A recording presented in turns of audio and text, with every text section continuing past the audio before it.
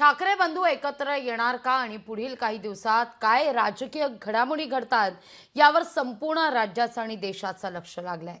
या संदर्भात नवी मुंबईतील सर्वसामान्य मराठी नागरिकांना नेमकं काय वाटतंय हे जाणून घेण्याचा प्रयत्न केलाय आपल्या प्रतिनिधी आकांक्षा देशमुख यांनी।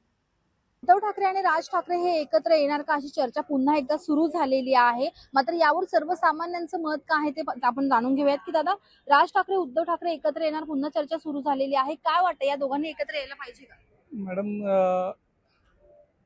प्रत्यक्षरित्या हे बघायला गेलं तर हे उद्धव साहेब आणि राज साहेब महाराष्ट्रासाठी एकत्र येणे हे काळाची गरज आहे आणि हे ऍक्च्युली याच्या मागेच व्हायला पाहिजे होतं की कुठेतरी दोघांमध्ये समंजसपणा किंवा दोघांमध्ये एकत्र विचार होणं गरजेचं होतं आणि इथून पुढे हे व्हावेत ही महाराष्ट्रातल्या मराठी माणसाची नक्की इच्छा असेल। मला तर असं वाटतं की हितासाठी एकत्र येणं गरजेचं आहे, कारण जर ते आले तर खरोखर मराठी भाषा वाचू शकते।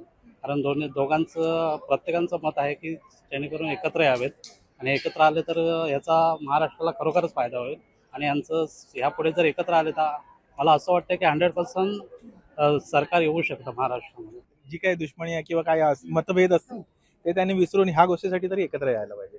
आजूबाजूचे लोक आहेत ते एकत्र येऊन येऊ देतील देतील का नाही ते शंका आहे मोठी, ती मोठी शंका आहे की आजूबाजूवाले लोक एकत्र येऊ, पण एकत्र आले तर खूप चांगलं आहे असं आहे। एवढ्या वर्ष झालं नाही ते आता होण्याची शक्यता वाटते, तुम्हाला वाटते वाटतं का? होऊ शकतं कदाचित। कारण दोघांनी हिंट दिलेले आहेत हो, नाही आलं तर लय मोठं कठीण होईल, पण आलं तर लय छान होईल, कारण की एकमेक भाव लागतात आहे आणि महाराष्ट्राला गौरव फील होईल की बाकीच्याने लाभ उचलण्यापेक्षा मराठी माणूस एकत्र झाला तर फार छान होईल। सध्या महाराष्ट्रभर जे एक चर्चा सुरू झालेली आहे की मनसे जे राज ठाकरे आणि उद्धव ठाकरे येणार का, मात्र सर्वसामान्यांना काय वाटतंय हेच आपण प्रतिक्रिया आता सध्या जाणून घेतलेली आहे। त्यामुळे पाहणं इतकंच महत्त्वाचं असणार आहे की राज ठाकरे आणि उद्धव ठाकरे हे कधी एकत्र येणार आहेत। लोकशाही मराठीसाठी मी आकांक्षा देशमुख, नवी मुंबई।